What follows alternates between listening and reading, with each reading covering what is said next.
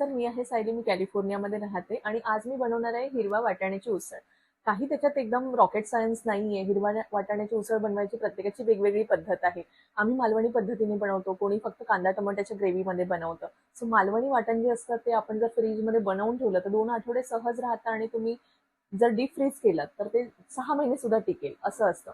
आणि हे प्रत्येक उसळीमध्ये तुम्ही यूज करू शकता. सो त्याची रेसिपी सुद्धा माझ्या पेजवर अवेलेबल आहे, तुम्ही बघू शकता. आणि जर हे वाटण रेडी असेल तर तुमच्या उसळी असेल किंवा कुठल्याही भाजींमध्ये ग्रेव्ही टाईपमध्ये जर करायच्या असतील तर त्या झटपट होतात.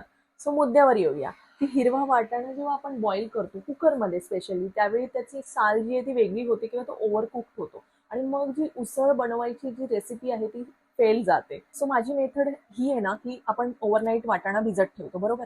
सकाळी उठल्यानंतर ज्यावेळी मी चहा ठेवते त्यावेळीच एका साईडला मी पाणी गरम करून घेते, चांगलं बॉईल झाल्यावर त्याच्यात मीठ टाकते आणि ती वाटाणे अशी उकडून घेते. एका साईडला जसा चहा व्हायला जेवढाच वेळ लागतो तेवढाच वाटाणे उकडायला लागतो. आणि दुसरी महत्वाची गोष्ट म्हणजे वाटाणा असा छान उकडला जातो बघा, त्याचं कुठेही साल वगैरे जे आहे ते असं सेपरेट होत नाही. एखाद दुसऱ्याचं होऊ शकतं, but like most of the 99% of जे वाटाणे असतात ते छान शिजतात. आणि हे बघू शकता म्हणजे इतके छान शिजतात ते.